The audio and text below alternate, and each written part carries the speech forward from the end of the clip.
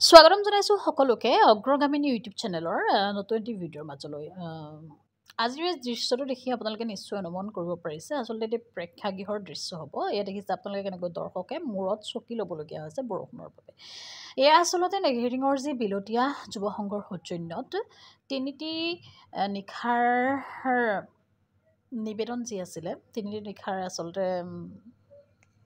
নটসূৰ্য থিয়েটাৰৰ আজি দ্বিতীয়টো নিশা আছিলে আৰু এই দ্বিতীয় নিশাৰ নিবেদন আছিলে জিভা। খুব ধুনীয়া এখন নাটক বুলি ক'ব লাগিব জিভা।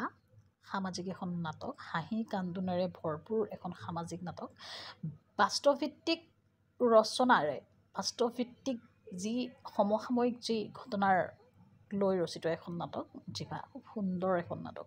বিশেষকৈ শিক্ষক সমাজ, মানৱ সম্পদ গঢ়াৰ খনিকৰ, শিক্ষকক আচলতে মানৱ সম্পদ গঢ়াৰ খনিকৰ বুলি কোৱা হয়। সেই শিক্ষক সমাজক কেনেকৈ এচাম শিক্ষাৰ্থীয়ে নিজৰ সুবিধাৰ বাবে বা নিজৰ দুখ ঢাকিবলৈ গৈ বা নিজৰ যিখিনি ব্যৰ্থতাখিনি ঢাকিবলৈ গৈ কেনেকৈ তেওঁলোকৰ ওপৰত মিছা অপবাদ জাপি দি তেওঁলোকৰ জীৱন ধ্বংস কৰাৰ লগতে তেওঁলোকৰ গোটেই শিক্ষকতাৰ বৃত্তিত আচলতে কালিমা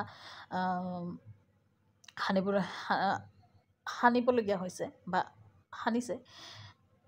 সেই ঘটনা প্ৰথম যি দৃশ্য, নাটকৰ প্ৰথম দৃশ্যই আচলতে প্ৰত্যেকজন বিশেষকৈ শিক্ষকতা বৃত্তিৰ লগত জড়িত প্ৰত্যেকজন ব্যক্তিৰে আচলতে মন আৰু মগজু ক্ৰিয়া কৰিবলৈ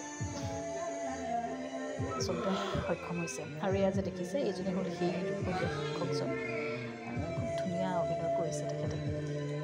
নিজৰ ছাত্ৰীক ভাল মানুহ হ'বলৈ শিক্ষা দিবলৈ গৈ তেওঁ কেনেকৈ নিজৰ ছাত্ৰীয়ে আচলতে তেওঁক মিছা অপবাদ দি জীৱনটো তেওঁক পংগু কৰিছিল বুলি ক'ব লাগিব।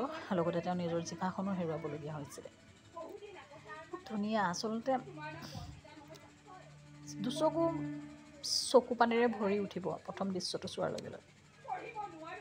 ধুনীয়া এখন নাটক। আৰু বিশেষকৈ আজিৰ যি গড় হত্যা পৰা আদি কৰি নাৰীদেহ ব্যৱসায়ৰ পৰা আদি কৰি যিমানখিনি জঘন্য অপৰাধ আছে, সেই অপৰাধৰ লগত জড়িত আচলতে কেনেকৈ ডাঙৰ ডাঙৰ মানুহসকল, সমাজৰ ডাঙৰ ডাঙৰ ধনিক শ্ৰেণীৰ লোকসকলে যে এইবিলাক বৃত্তিৰ লগত জড়িত হৈ কেনেকৈ আমাৰ দেশখন, আমাৰ সমাজখন আমাৰ কেনেকৈ ধ্বংসৰ পথলৈ নি আছে, সেই গোটেইখিনি আচলতে সামৰি এখন নাটক জিভা। খুব ধুনীয়া এখন নাটক, পুনৰবাৰ কৈছোঁ, উপভোগ কৰিলোঁ।